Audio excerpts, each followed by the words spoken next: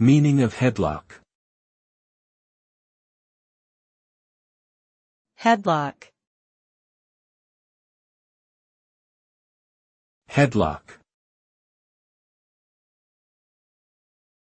Headlock. Headlock.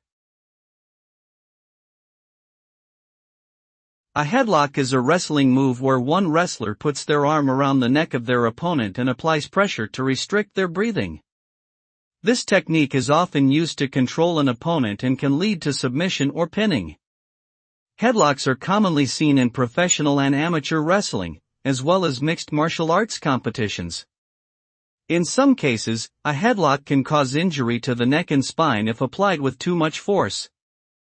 Overall, a headlock is a powerful technique used by wrestlers to gain an advantage over their opponents.